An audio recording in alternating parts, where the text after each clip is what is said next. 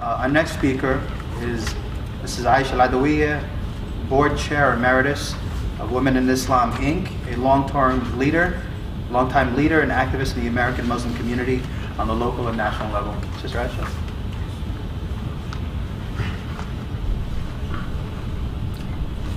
Assalamu alaikum. Walaikum salam. That's an Islamic greeting that Muslims use universally. Simply means extending peace as we come. So I always say that greeting, whether I'm in an Islamic environment or otherwise, to familiarize ourselves with the expression and also to truthfully extend a greeting of peace to you. Basically, I want to say a few words about the disappointment of the museum administrators in not acknowledging, first of all, the fact that many of us who eagerly agreed to do interviews for the museum, and I am among those. I did an interview there about my experience of the event. And I always say that as a person living in this part of the world, and I'm sure it's true for anyone, that when I enter a building, I fully expect to be safe.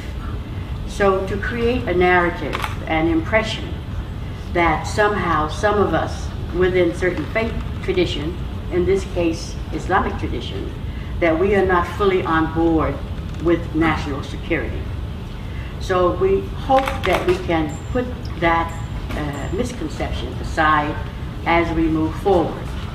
Now, I have not seen this 7-minute documentary, but I certainly have been in communication with people who have seen that, people who have worked tirelessly over many decades to bring harmony, reconciliation, respect, and in many instances love among people of different faiths, different race, different gender, ethnicities. So that's a legacy to be proud of and certainly to promote. Now, the issue that I have is that given the fact that I was approached to actually do an interview on the calamity of 9/11, that somehow the museum has taken the position not to allow some of us who are long-term workers in the community. We are leaders in our community. We have constituencies that span all of the boroughs, and those relationships are local, national, and international. And the fact that we have been denied the opportunity to even view the film before the opening of the exhibition, I was extended an invitation to come and something of a preview of the opening of the exhibition a few days before the opening, which is not adequate. So that the secrecy that shrouds this video and how, in fact, the museum is unfolding does not give us confidence that we're going to be able to continue to build at the pace that we have been on positive relations that were created and that continue to be cemented as a result of people coming together after 9/11. So I'm concerned about the lack of transparency on the part of the museum administrators. We call for transparency in all of our systems of government. In fact, we demand transparency. We actively work for transparency. And to have a museum that's positioned itself to influence on a global level, and make no mistake, the implications will not only be for Muslims, but it will also impact all of our children for generations to come.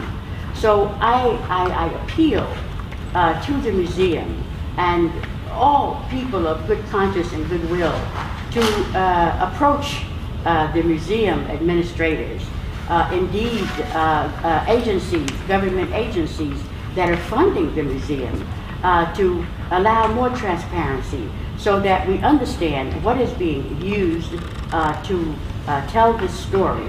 But we also want to make sure that it's promoting healing and transformation so that we don't live in a constant state of fear and over the threat of violence, mostly at the spiritual and much deeper level.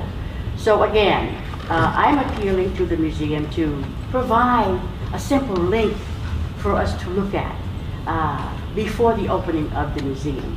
And if necessary, and based on their own advisory council, make a caveat, you know. Everyone knows how to do a disclaimer, you know, for inadequacies that may appear after the completion of the production. So we're asking for those kinds of things. They're not hard to do. And the rest of the museum, I'm told, and I will certainly go and view the opening, that it's a wonderful attempt to tell the story and to foster greater inter-cooperation. So thank you very much.